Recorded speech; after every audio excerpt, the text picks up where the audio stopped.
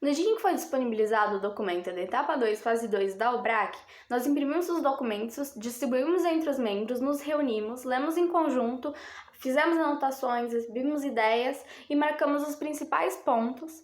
Além disso, imprimimos os textos recomendados pela Olimpíada e lemos ao longo de uma semana e destacamos os vídeos para começar a fazer as atividades práticas. Na primeira atividade da etapa 2, fase 2 da UBRAC, nós mapeamos nossa escola no OpenStreetMaps, uma ferramenta de mapeamento colaborativo, onde atribuímos diversas etiquetas demarcando os espaços da nossa escola, como cada um dos 4 prédios, a cantina, o ginásio e o auditório. Para a coleta de alguns dados sobre a escola, buscamos a coordenação de ensino, especificamente a coordenadora Luciane Tomiati, com quem conseguimos informações importantes sobre a escola, como a mudança de sede do colégio, anteriormente localizado próximo ao Parque da Água Branca, a área total da escola, de aproximadamente 15.400 metros quadrados, com capacidade de 1.100 alunos, e a presença de placas solares para a obtenção de energia elétrica. Com essa coleta de materiais, realizamos reuniões presenciais e online para discussão e realização da atividade. Na fase 2, o mapeamento de vias, começamos a assistir o vídeo recomendado, que foi o para aprender a mexer no site RapD. Após entendermos o vídeo, começamos a procurar uma área para mapear dentro do RapD. Depois de muita discussão e muitas considerações, decidimos que seria alguma área dentro de Roraima. Chegamos ao município de Rorainópolis e fomos descendo pela BR-174 até chegar na terra indígena do povo Aimiri Altroai. Escolhemos essa área tanto por não ser mapeada, então nós conseguimos mapear as vias, tanto pelos desafios que esse povo enfrenta. E com isso nós tivemos ideias de desafios para plotar no nosso mapa final, como por exemplo o do garimpo ilegal e a da taxa de mortalidade por água contaminada. Porque a área desse povo indígena é perto de um garimpo, uma mineradora, a mineradora Taboca. E eles, além de desmatarem parte da área desse povo indígena, eles também jogam rejeitos das suas minerações no rio lá de perto. Então, eles não conseguem utilizar o rio deles para pesca, para higiene e para muitas outras coisas. Então, eles têm desafios para enfrentar todos os dias. Por isso decidimos escolher essa área. Nós iniciamos essa etapa assistindo o vídeo disponibilizado sobre como subir as vias mapeadas. A gente instalou os plugins Quick OSM e Quick Map Services. Depois, a gente inseriu a base do OSM, inseriu os dados de satélite. Aí, a gente voltou para o Rapid, encontrou um ponto, pegou seus dados de latitude e longitude, colocou o nosso mapa do QGIS em WGS84, colou esses dados lá, e aí a gente encontrou a área que tinha sido mapeada. E aí depois a gente usou o plugin Quick OSM, baixou as vias disponíveis e inseriu no nosso mapa. Outra etapa que demandou bastante tempo foi encontrar shapefiles adequados no Indy, porque quando a gente baixava arquivos diferentes no QGIS e colocava uns sobre os outros, eles possuíam os pontos nos mesmos lugares, o que fez com que o único dado que a gente realmente conseguisse aproveitar dessa etapa fosse o desmatamento sanitário.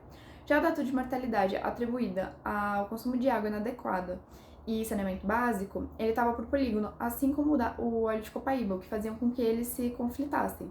Então a gente assistiu o vídeo da GeoAplicada no YouTube e ela ensinou como que a gente podia converter dados de polígono em centroide e depois colocar isso em pontos proporcionais, o que fez com que nosso mapa ficasse com um visual muito mais limpo e de fácil visualização. E outro dado que a gente colocou também foi o dado de garimpo, que foi adquirido sem erros no IBGE por pontos.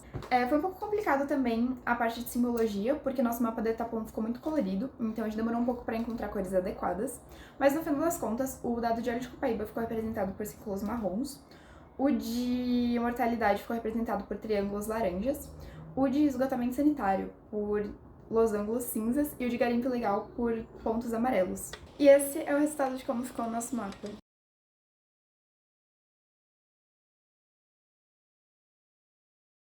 Dentre os desafios apontados por nós, destacamos a falta de rede coletora de esgotamento sanitário na região amazônica, que está relacionada a algumas potencialidades apontadas por nós, como, por exemplo, a produção de açaí, de óleo de copaíba e de piaçaba, porque muitas vezes as águas que abastecem essas regiões passam por regiões urbanas e acabam adquirindo a contaminação devido à falta de saneamento, e levam essa contaminação para os produtos e para os produtores, ocasionando muitas doenças, como exemplo, a cólera, tal qual apontado pela Organização Mundial da Saúde. Outro desafio a ser destacado é o garimpo ilegal, que está relacionado com uma série de problemas, como, por exemplo, a poluição dos rios, devido ao mercúrio despejado durante a atividade garimpeira. O exemplo disso é ocorrido nas terras indígenas Mundukuru e Sai de Cinza, em que 632 quilômetros de rios foram contaminados com mercúrio, derivado da atividade garimpeira ilegal.